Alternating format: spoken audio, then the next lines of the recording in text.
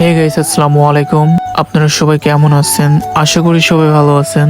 আপনাদের আপু একদমই ভালো নেই, কারণ ওর শরীরটা অনেক খারাপ। আপনাদের সাথে আজকে ছোট্ট একটা মিনি ব্লগ শেয়ার করব।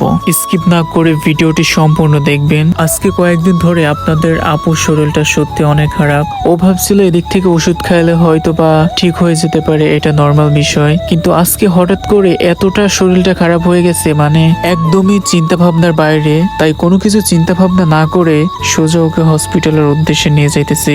ওর শরীরটা একেবারেই খারাপ, তার ভিতরেও আমারে বারে বার বলতেছে যে আমারে কিন্তু মজা কিনে দিবা।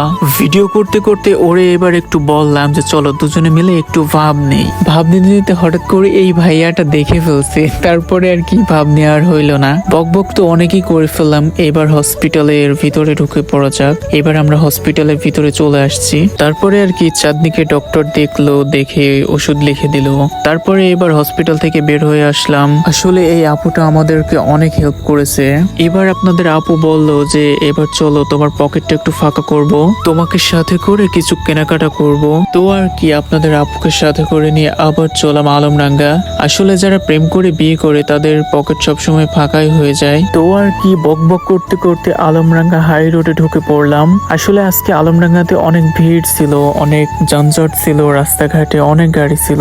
সামনে আলমডাঙ্গা মসজিদ দেখা যাচ্ছে। গাড়িওয়ালা ভাইয়া লাবাই দিল আলমডাঙ্গার পরিচিত হিমলেট রেস্টুরেন্টের সামনে। এক পাশ দিয়ে হাঁটতে হাঁটতে হঠাৎ করে আমারে বলতেছে যে তুমি কি জানো আমাদের বিয়ের 2 বছর হয়ে গেছে, আজকে আমাদের অ্যানিভার্সারি 2 ইয়ার্স কমপ্লিট। আমি বললাম যে আসলেও তো আমার সত্যি মনে ছিল না। তারপরে আর কি কেক বেলুন সবকিছুই কেনাকাটা হয়ে গেল। চাঁদনি আমারে বারে বার এগুলো দেখাইতেছে, তোমার কোনটা পছন্দ হয় দেখো।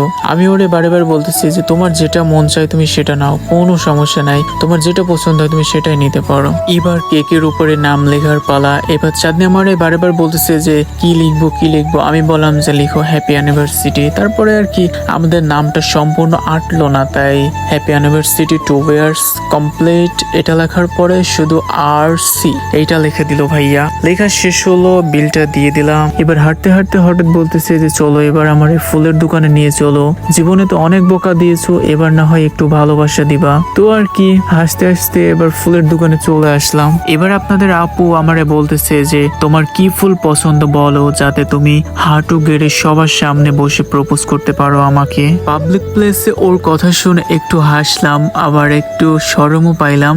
দোকানদার ভাইয়াও হাসতেছিল ওর কথা শুনে। পাশ থেকে একটা ভাইয়া আমাদেরকে ডাকতেছে, আমি ভাবছি কে ডাকতেছে। তারপরে দেখি আমাদের গ্রামে উনি গাড়ি চালায়। ভাই ভিডিও কোর্স, আমি একটা কন্টেন্ট বলবো। আমি বললাম যে বলো দেখি।